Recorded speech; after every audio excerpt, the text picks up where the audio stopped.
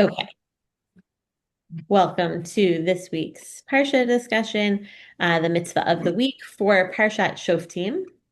And Parshat Shoftim, the mitzvah that was chosen is about kings, which I think has become sort of a sensitive topic. I thought about posting a picture of one of those signs. I don't know if you've seen them around Skokie. They say no kings, right? There's like this sort of weird like feeling in the air about a worry about dictatorships and leaders that are too strong. And I don't know, I felt like it sort of hit upon this interesting feeling that we feel these days. Um, I'm going to share my source sheet on the screen, but it is there as a link in the comments if you want it. I'm sorry I didn't. I planned to do it last night, but I'm not used to doing so much physical labor. And so after I schlep all these boxes around my house every day, I'm exhausted and I fell asleep before I did it last night. But here it is now. Let me share my screen also. So the mitzvah, we're gonna do it a little bit out of the order of Rav Tabori. So if it is confusing, it is on me, not on Rav Tabori. Um, the mitzvah appears in these two psukim here, and we're gonna look at two different pieces of the psukim. So the pasuk, right? The first pasuk, Ki tavo el haaretz asher Hashem Elokecha noten lecha v'rishta v'yashavta ba va'amarta asima alai melech kechol hagoyim asher suvuotai. So this seems to be very, oh, and I didn't change the name of Hashem. This seems to be very much based on, whoops, sorry, that was annoying. A conditional time, right? There's no king, there's no discussion of even having a king while you're in the midbar. But when you enter Eretz Yisrael and take possession of it and settle down, you decide, right? That is the word here, V'amarta asima alai, and you say, I will set a king for myself, like all of the other nations that surround me. So it's kind of like moving to West Orange, right? Like when you move to West Orange, you realize you need, who knows, I don't even know what it is yet, a fancy Shabbos hat or right, like everyone else around us, we need a grill that plugs into the ground instead of a propane tank. Who knows what the thing is, right? But there seems to be something conditional here. And so what is the mitzvah, if any, right? Som tasim alecha melech, you shall be free to set a king for yourself. Asher yivchar Hashem Elokecha bo, one chosen by Hashem. Mikerav achacha, from the group of your own people, tasim alecha, you can appoint them, melech, lo tuchal latet alecha ish nochri asher lo achicha hu. But you cannot set a foreigner over you, one who is not your fellow Israelite. So I think these are two different sections. The first is the like should or could.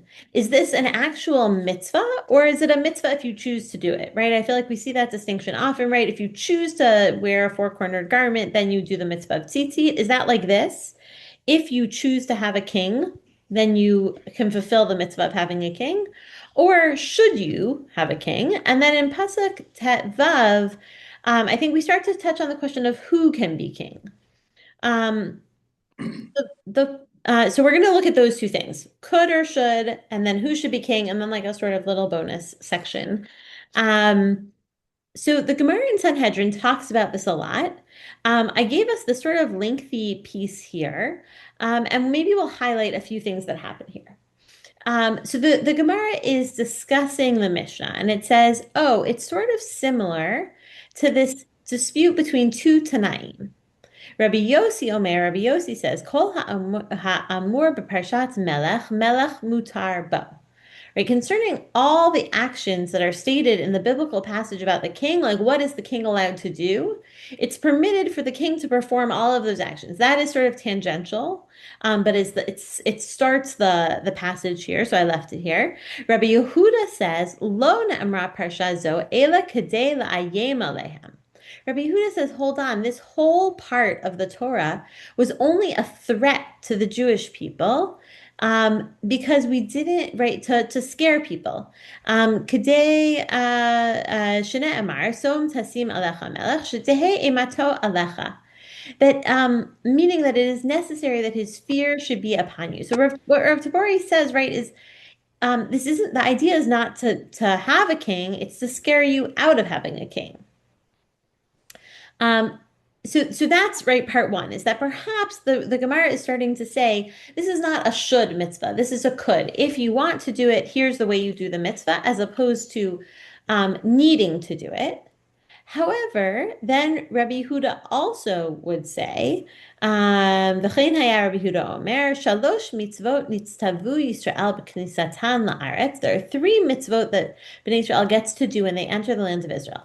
Lahamid lahamelech, right? That's ours to appoint themselves a king. Lahachrit zaro shel Amalek, to destroy Amalek. V'livnot lahem beit habechira, and to build the Beit Hamikdash. Right. So those are the three mitzvot that they are tasked with when they get into the land.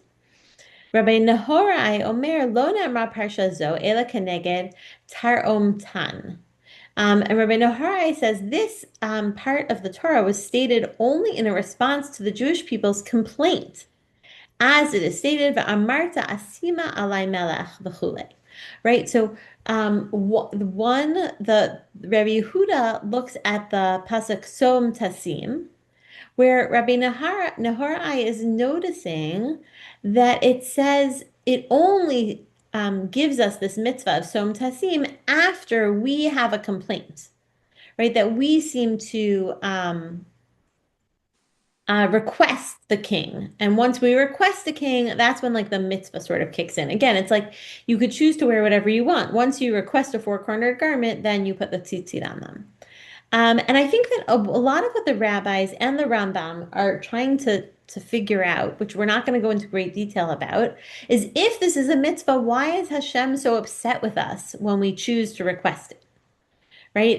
If this is something that should be done, why does Shmuel get upset? Why does he try to get them to retract the request for a king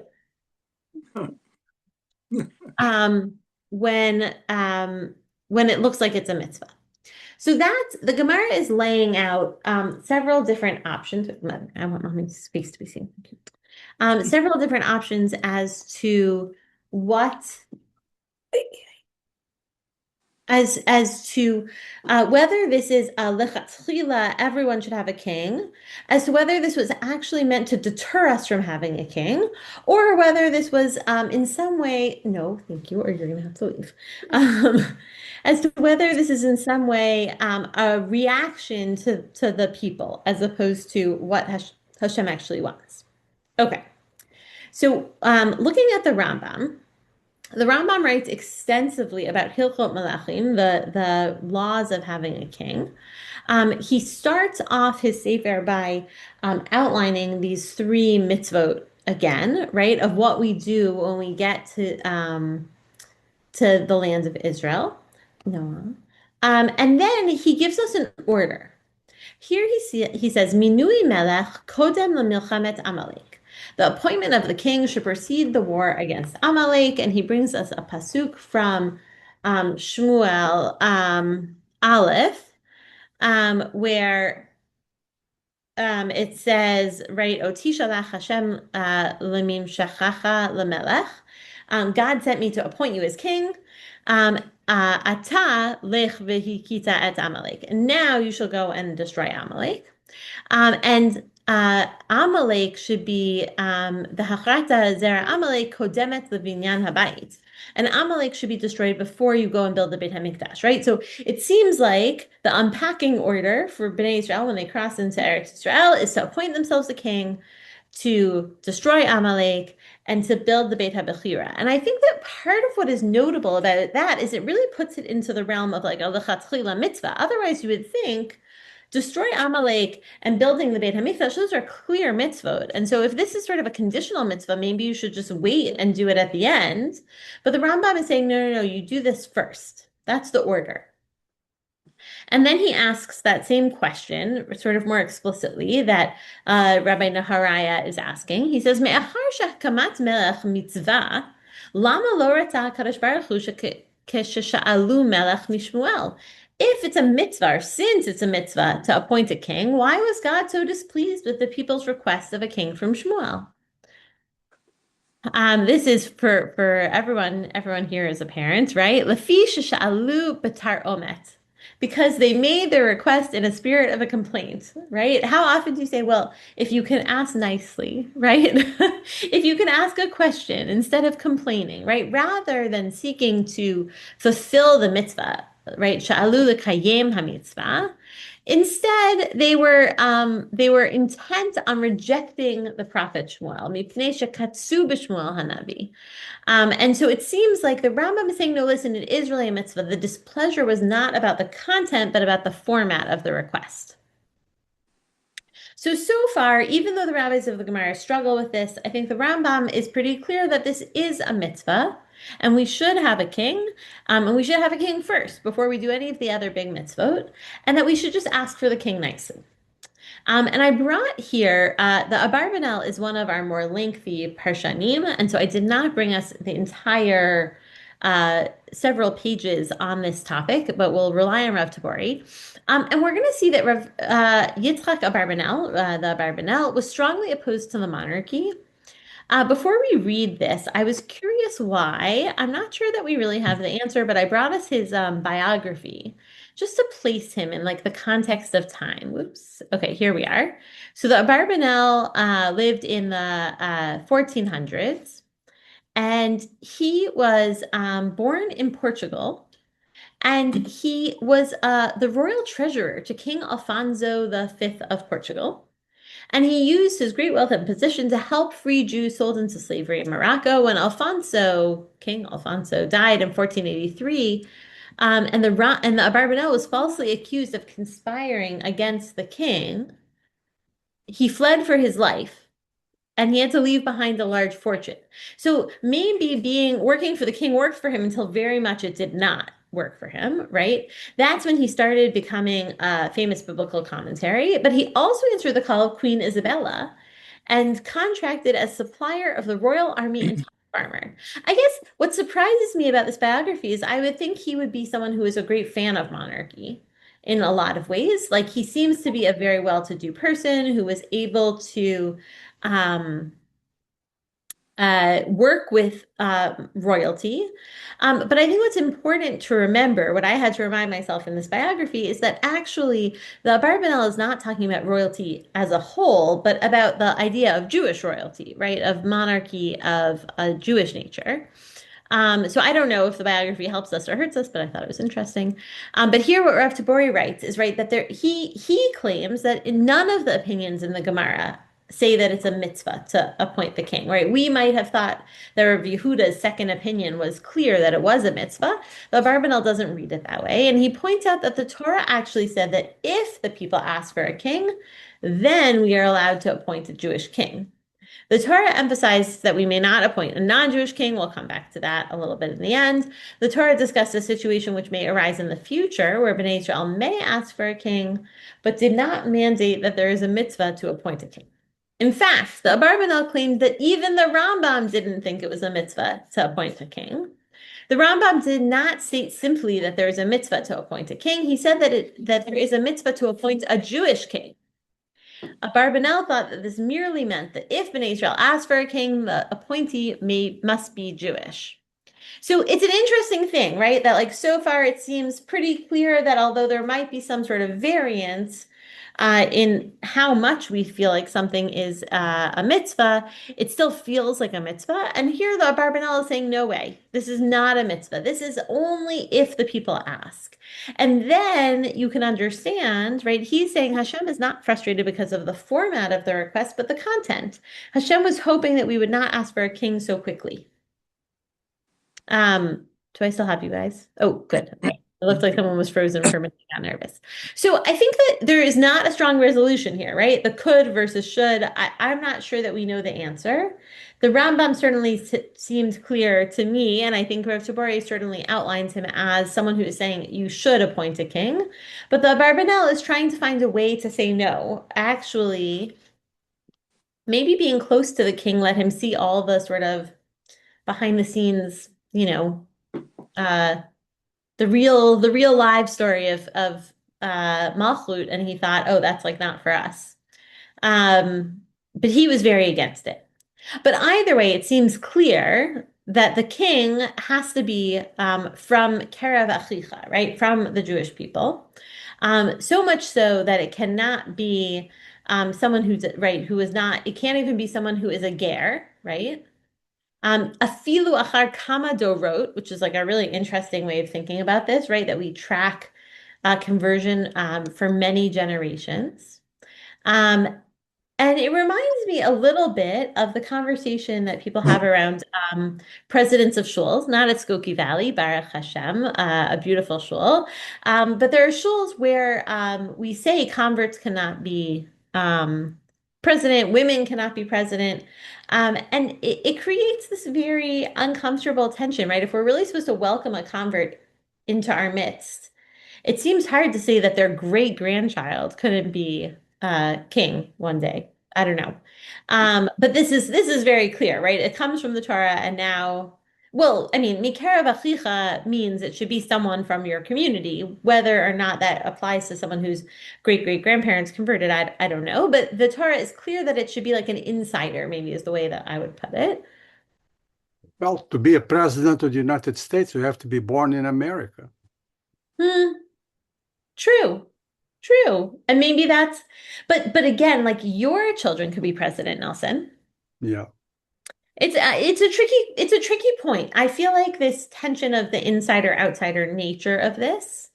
And this is actually one of the places where the Rambam mentions this, right? V'lo l'malchut bilvad, elo l'chol srarot shebi all positions of authority, right? And so we say the president of the shul has a lot of authority, right? And so the president of a shul has to be an insider. And I think it can be very hurtful the way that it plays out, especially when people don't always know if someone converted, right? Oh, why can't he be president of the shul? And then it's like this awkward moment, right? And for what reason? I don't know. I mean, I think there's a value to having an insider or someone who knows nothing but that experience, right? Whether it's America or the Jewish people. And there is something hard about that, especially if we want to be a land or a people that welcomes lots of different people to within our gates. I don't know. I think it's a tricky subject, but fairly straightforward, sort of from a legal perspective. And the Rambam is pretty clear, right? That converts, and of course, he's not even considering women at this moment, although the text certainly is very male gendered. But right, that Dayan, a judge, a nasi, uh, any sort of level of leadership has to be a commander of the army, right? They all have to have Jewish parents. Yeah, is this the Rambam's? Hmm. And Yes. what does he base these opinions on? So his feeling about Srara, and I could send there's a wonderful article that Rabbi Jeff Fox, who is the Rosh Yeshiva of Yeshivat Maharat, wrote about Srara, right? The whole Srarot, about why women could become leaders, both as rabbis or as shul presidents or whatever, what have you. But it comes from this clause that you have to choose mikerav achicha, from one of your own people. But they're referring only to the kingship. There is Yeah. no mention of the other tasks that the Rambam adds. Yes, it's a great point, right? The Rambam adds both tasks and generations, meaning mikerav achicha. I would think that if someone converted and had children, right, sort of like if someone immigrated to America and had citizenship or even didn't, but their children were born in this country, that they would be eligible. So the Rambam adds a lot of like geder, offense, to this topic. And you're right, there is no clear, he does not even, right? Sometimes I feel like the Rambam will add a pasuk or someone else who came before him who he's relying on, and here he just says it pretty straight out, using only our pasuk and that clause as reason. Um, okay, so yes, I think that is a difficult Rambam, but certainly a foundational one. Both Yoma and the Midrash on Kohelet talk about the three crowns, just to switch to a slightly nicer topic. Right, these are the crowns of the Mizbeach, the which sorry, the crowns, shlosha zerim hein, right? Oh, shel mizbeach, v'shel aron, v'shel shulchan. Of the mizbeach, right? The altar, the aron, the ark, and the shulchan, the table. And then he goes through and he says who gets each of these crowns, right? So shel mizbeach, zacha aron unetalo. Aaron was deserving and he took that crown. And that, right, that the altar is, right, the kahuna.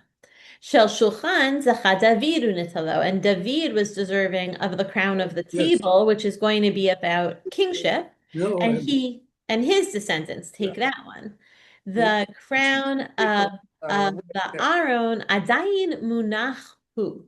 It is still sitting. Kol harotze likach yavo v'yikach. I think it's very beautiful, this idea that the Aaron symbolizes the crown of the Torah, and we can all come and take the crown of the Torah. It's it's like sort of both insular, like the Rambam, right? Like only Aaron, right? Not everyone could be a Kohen, right? That famous joke about like the person who comes to the rabbi and says like, "I'll pay any amount to be a Kohen," and the rabbi says, "Why do you want to be a Kohen so much?" He says, "Well, my father was a Kohen," right? Like the kahuna only goes through the one line.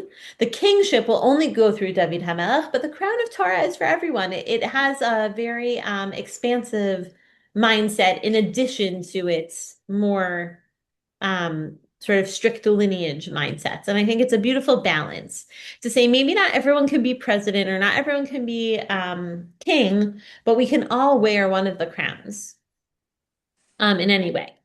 That is certainly the thinking is that the kahuna only goes through David Hamelech's line. There are, of course, moments where that is not true throughout Navi.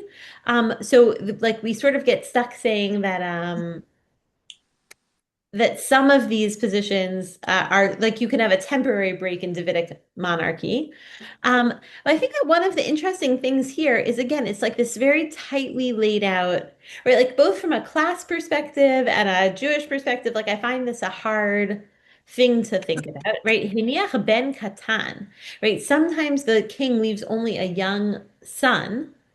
Mishmarin lo hamlucha ad shigdal. You don't let someone else take the kahuna. It's like the British monarchy, right? Like if there's a very strict line of succession, and if someone is very little, then you have advisors who help him, right? The same way that Yehoiada did for Yoash, um, because the order of inheritance of the monarchy is the same as Yerusha of property. The haben hagadol kodem lekata mimenu, right? That everyone older sons are given precedence over younger ones, right? An heir and a spare. Not only the monarchy, lo hamalchut bilvad, ela kol hasorot v'chol haminuyin sheb'Yisrael, Yerusha livno uleven v'no ad olam. So I think this is very difficult, right? This idea that not only kingship, but all authority positions and appointments, right? Judges and generals, that they are meant to go from father to son ad olam. Um, but certainly that is the Rambam's perspective. And of course, he says if there is someone who is not worthy, then you have to give them instruction, right? You can't just let a bad person lead. And no one who lacks fear of Hashem should be appointed to any position. So you're not going to end up with like a bad match per se, but you're only really eligible if your father held that position before you. And he says, Kevan shnismach David zacha beketer malchut. As soon as he was appointed king, he acquired that crown of kahuna, and forever after, that would be the throne of David Hamelech and his children. Um, I think it's a very difficult mitzvah in a lot of ways, right? Most of us have no eligibility, right? Tamar and I are definitely out because we're women. But unless either Jerry or Nelson can trace themselves to David HaMelech, then right, they're out too. It's going to be a very small number who will be eligible for this thing. And they're eligible, hopefully they fear Hashem because otherwise they'd be disqualified, but otherwise they're really just eligible because of their bloodline, which I think is not unusual, but can be difficult. Um, so I just want to leave one sort of interesting like teaser here, which is that Rev Tabori also brings the Ramban. I hyperlinked him here, so you should be able to click on it if you want. But like the Abarbanel, he is a very wordy parshan. So we'll rely on the summary of Rev Tabori that the Ramban also totally disagreed with the opinion of the Rambam. The Rambam explained that a Navi appoints the king in the name of Hashem, right? That's what Shmuel did.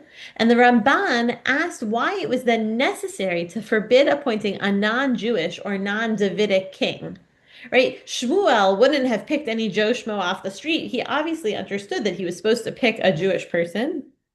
And then forever after, the Nevi'im understood what the qualifications were. Right. And he says, perhaps the Rambam only felt that it was preferable for the Navi to appoint the king. However, if there was no Navi, the king could be appointed by the people.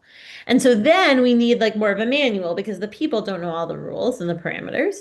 This approach could lead to a discussion if there were no Navi and the general populace elected a leader, what is his status?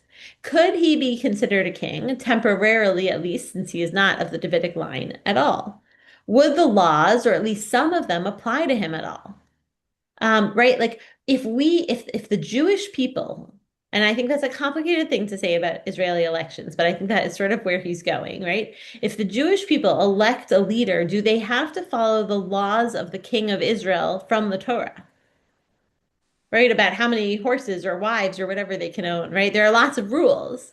And he says that while this issue is beyond the scope of this article, the interested reader may see the Radvaz, Rav Kook's Mishpat Kohen, Rav Federbesh's Mishpat HaMelucha B'Yisrael, as well as more modern articles in various Israeli journals. So I did not fall down this rabbit hole, but I do think it's a fascinating question. In 2026, is there any way in which we could elect a leader who would be held to the laws of Melucha as outlined in the Parsha? I don't know. Um, but I think that there is this tension, like we feel this tension about who can pick a leader and what are their qualifications and how far out, do we extend a bloodline before we say anyone can be a leader or a king. But it left me feeling a little bit unsatisfied. And so I brought us a few other little pieces to look at.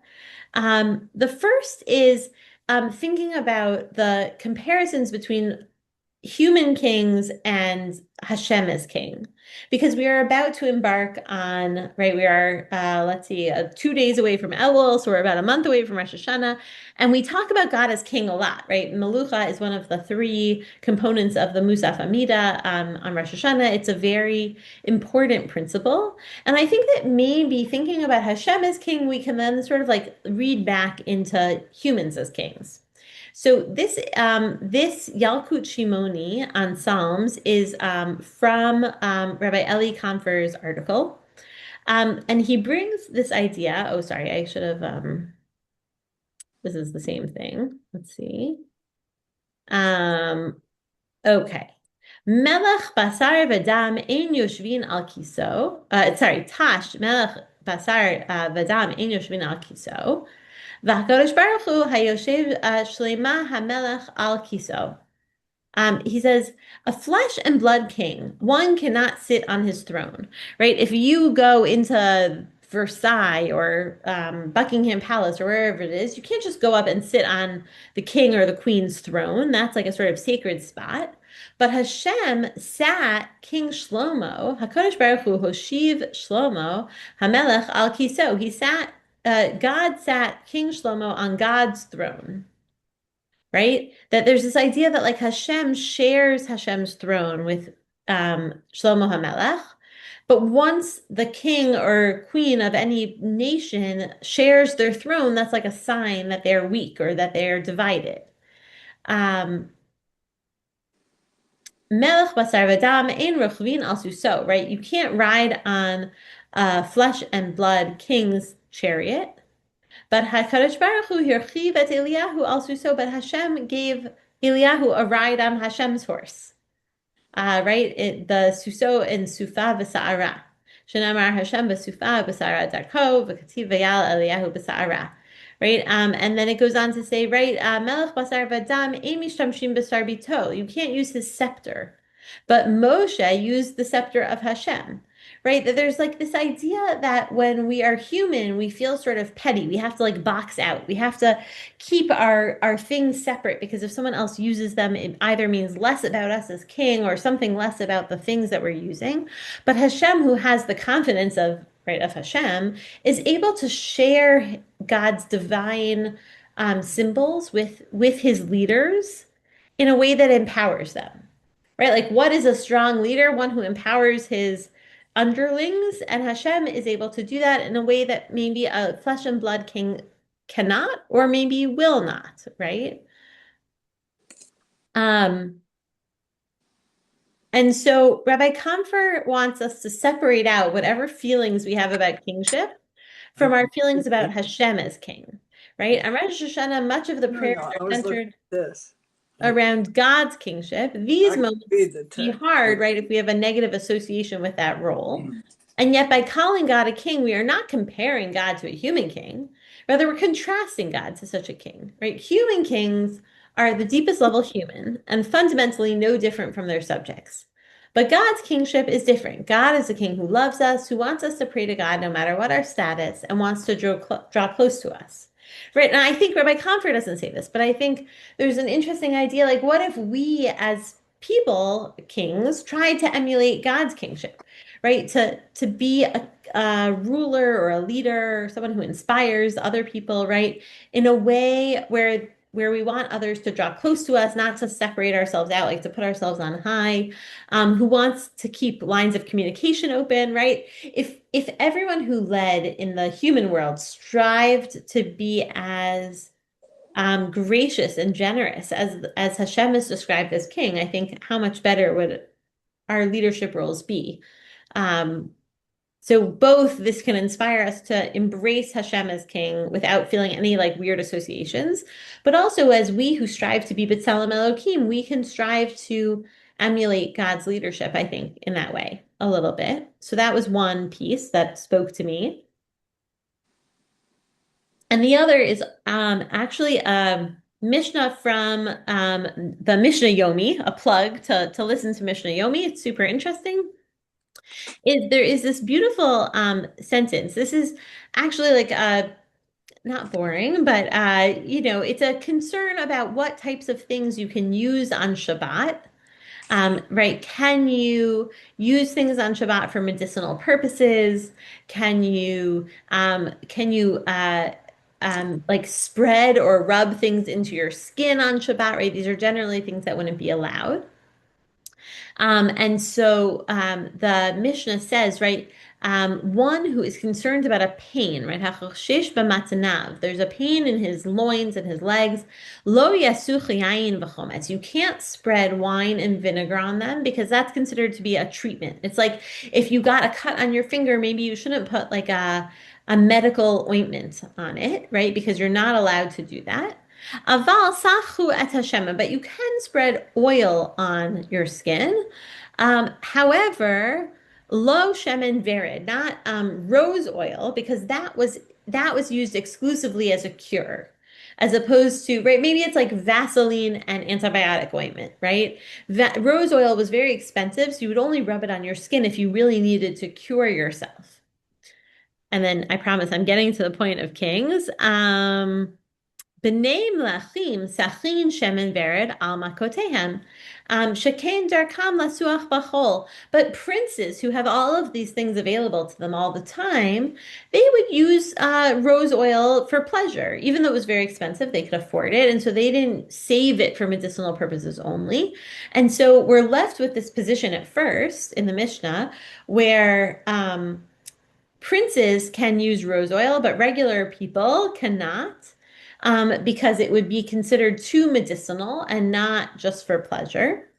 Rabbi Shimon Omer, Kol Yisrael b'nei melachim heim.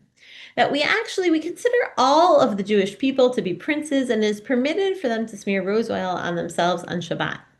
So I think this idea, Kol Yisrael b'nei melachim heim, right? All of the Jewish people are princes or sons of kings, is like a way of sort of, it's not the point here, right? I don't want to mislead, right? It's not the pshat, it's not the point, but I think there's something very beautiful about this idea that we can all consider ourselves b'nei melachim, that like we can read ourselves back into the lineage. Right, sort of the same way that the Gemara in Yoma talks about the Keter of Torah, of the Aron, as being available. Anyone who wants to take it can take it. That as exclusive as this process is, that there is a desire to like read more inclusivity back into it, more empowerment, whether it's by emulating Hashem or thinking of ourselves all as princes and princesses, that there is some level of ability for everyone to lead if we reach out and take that keter. Not all in the same way, right? Everyone can't be a Kohen. Everyone is not a member of the Davidic dynasty, but that doesn't mean we should read ourselves out of the whole picture. So that was like my small way of finding a little bit more inclusion in this mitzvah, which is like sort of harsh on the outset. Um, but I think could be read. I think it is within our rabbinic tradition to read it a little bit more openly and with more empowerment for everybody. Okay, I'm going to stop sharing and talking. Would love to hear any thoughts or ideas. Isn't that a requirement that King David and subsequent kings would read the Torah to the people whenever there was some occasion? And Oh yeah, I think that's right, right? And there was like that story of who was it who discovered that they were all torn or broken? I would have to find the story. That's a good question. I'm gonna look it up. there was a speaker at shul last weekend, Rabbi Trubov. Uh-huh. He's an I amazing love Rabbi speaker. Truba. Yeah. Yeah, and he talked about the issue of royal power, the power in Israel. And among other things, he talked about the covenantal versus the contractual quality of power. Covenantal is when two parts connect to something above themselves. And Oh. contractual is like an exchange between two people. So in a marriage, there is a contractual and a covenantal relationship because God is there. And so is with the people. I thought that was a great I like that. definition. That's Yeah, beautiful. Rabbi Trubath never disappoints. yeah. Um, Interesting. Hmm. I'm trying to think about how that fits in here, right? That there is some level, right? Actually, Rev Tabori ends his article talking about a Moshel versus a Melech. That Yosef, when he talks to his brothers, says something like, "I'm in charge now," and the brothers say, "You won't be a king, and you won't be and we won't appoint you." And I think it was maybe a Barbanel or even Ezra who says there, well, it's not actually, they weren't saying it twice. They were saying two different things. Like, A, you're not going to be the king, but we're not even going to appoint you to be the Moshel, right? The human contractual agreement. And so, right, that even when a king is appointed by a Navi or by Hashem, that there has to be some acceptance, maybe, within the people as well. That story about the Torah, I have to find that. That was a really interesting obligation of the king.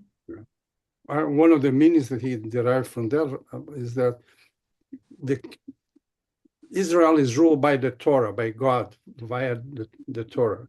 And so because other nations have kings and people wanted a king, and then the people could have a king.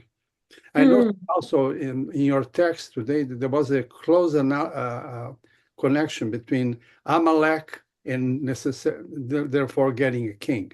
So there was some implication or some military role for the king. If you're going to fight Amalek, we need a king, somebody Yes. to lead us in battle. Yes, yes. And that's probably, as you're saying that, Nelson, I'm thinking that might be how the Rambam expands the srara idea from king to army commander, Tamar.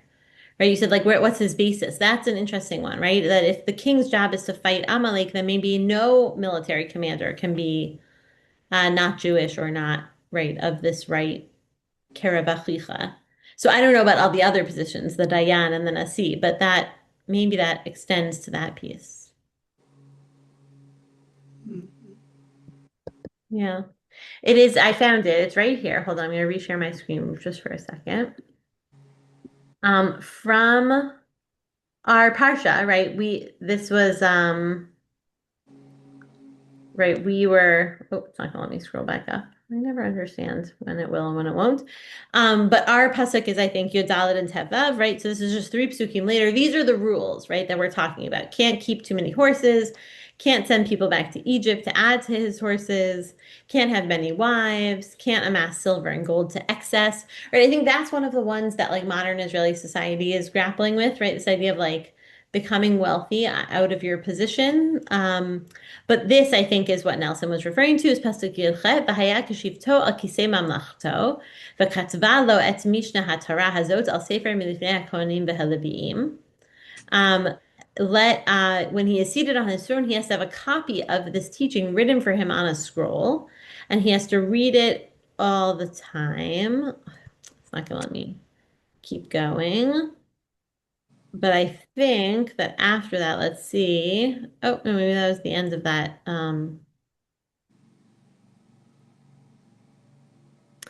That's interesting. I'm not sure that that actually is the right thing that that Rabbi um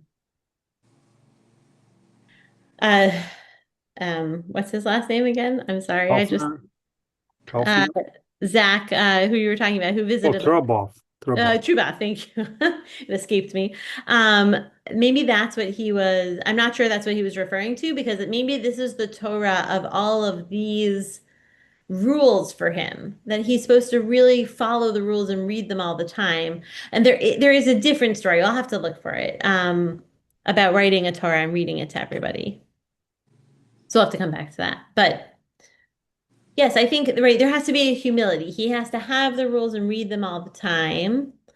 Um, and see if that that will cause him to have Yirat Hashem and follow the rules and do the right thing. And look, I think we see through the Navi how quickly the kings lose sight of that, right? How quickly they fall into political problems and not, keeping the money assigned to the Beit HaMikdash and creating rifts and all of those things. Even David, right? I mean, not having many wives, but certainly not taking other people's wives, right? Power corrupts very early. Yeah. Royal power corrupts royally. That's right. Right. Maybe it's actually better that we can't all be kings and we actually are very lucky to be able to escape that, trap. But I don't know. I feel as though I've left us with like a more muddled or at least more questions than answers, but I think it's a sticky subject and it feels very sticky in our current political climate with people who have, been in their leadership positions for long periods of time where it's hard to um remove them or help them move on, where we see power corrupting people. And really with no political, like, I think we see it in lots of different places in lots of different ways. And so I can almost understand more this idea of like, why did we even ask for that in the first place, right? Like, if we knew what we knew at the end of Malachim Bet, would we have asked for a king in the first place? I think it's an interesting question. I don't know. Or would the alternative have been worse or no better? Um, yeah, I think kingship is a sticky subject. So on that very nice note, we will leave this topic behind. I'm not sure what we'll do next week. Maybe the mitzvah of the week or maybe something else. But I plan to be here and more unpacked behind me, and ready to learn Torah again. We'll So look forward. We look thank forward. you. Good All deal. right. Have a wonderful, cool week and an early Shabbat Shalom. The same to Shabbat you. shalom. Thank you. Yasher Nice koach. to see you all. תודה רבה, תודה רבה. It is my pleasure.